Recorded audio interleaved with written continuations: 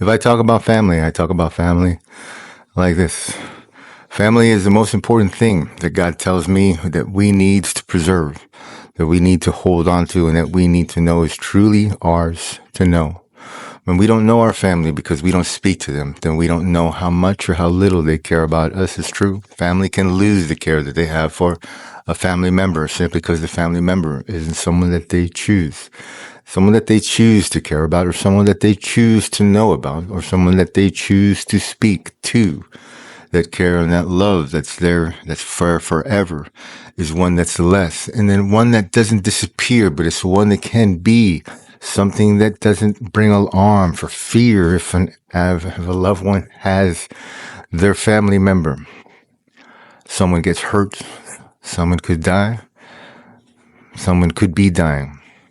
You wouldn't feel the urgency. You wouldn't feel the seriousness because you wouldn't feel the depth of the love that you have for them.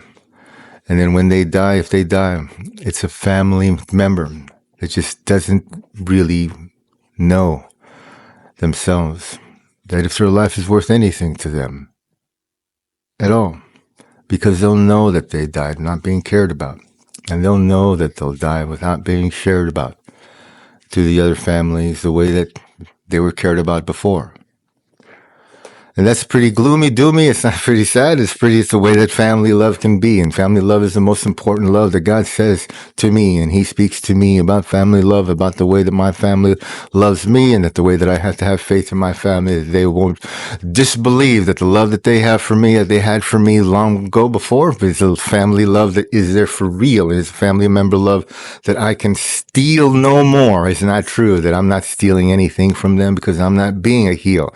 I mean, I'm not being wrong. I'm just being me. And the me that's me is a family member that they think has gone astray and wrong for a long time. Apparently it's true. But the family member me who loves them in a greater degree than I could tell them simply because I couldn't. I could tell them, but they wouldn't hear me because they don't hear me. Because I'm the family member lost, I'm the family member gone to them, is what's true. So if you're a family member to me, you don't read these things, you don't watch these things, is what you do. And that's something that God tells me is a problem. And if you do, you need to watch a few more of them. And you need to listen to when I speak and when God has me speak about family to some degree.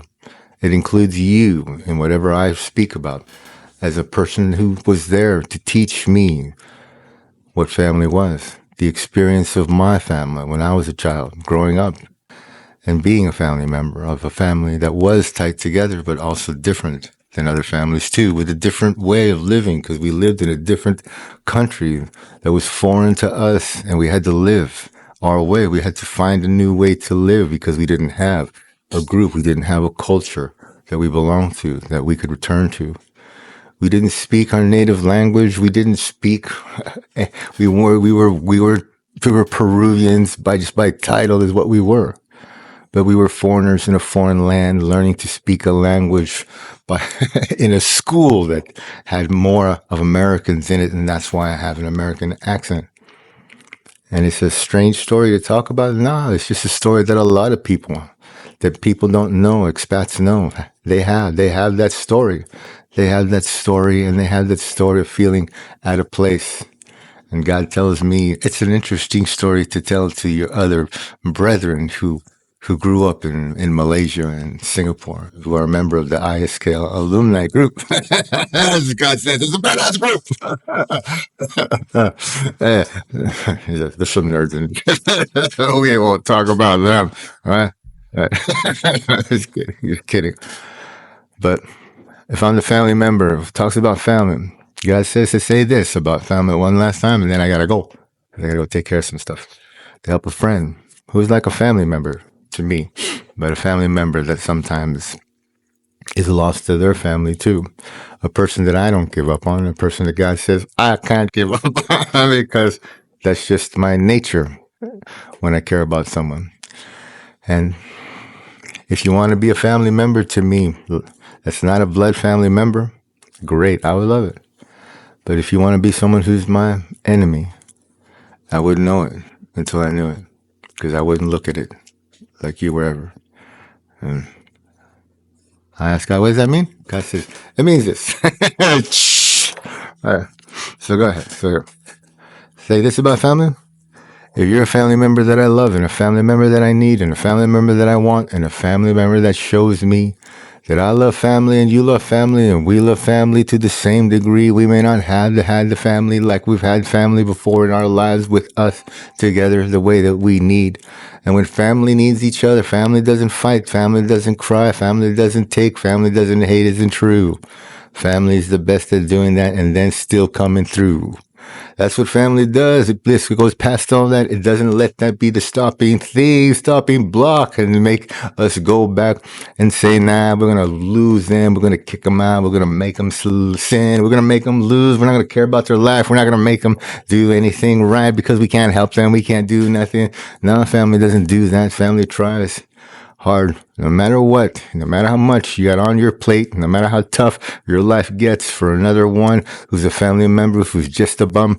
You got to fight. You got to be the person that says, I still believe. I believe in them. I believe it's true, because when they die, I'll know I didn't come through.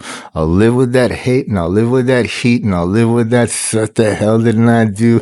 It won't be easy. It won't be simply. It was their choice. It was their way, and I didn't do a thing that was wrong for me. Now you'll feel it. God says it's true. It's true. You'll feel the loss. You'll feel the loss, and you'll feel you tossed the life away when you could have done just a simple little thing. You don't need to give money. You don't need to give your time. You don't need to give the least important things in life.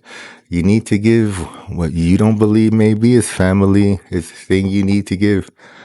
It's a little more love. It's a little more care. It's a little bit more of share the words that you share with yours. You're close. The ones you share, the ones you can, the ones you can reach on the phone.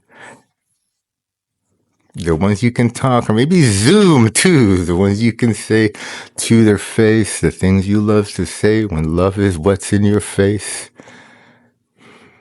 Encouragement's a powerful thing. Encouragement is a thing to believe that someone who needs it is someone who can hear it. It may not look like they need it.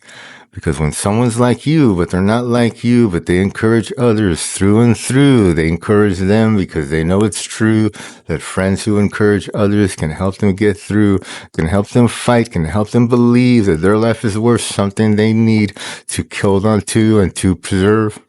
That's what friends that are like family do for other friends who are family, not heard. Well, now I'm signing off, and that's it. That's all I have to say for this. Good day, good luck, and God bless. A phone call.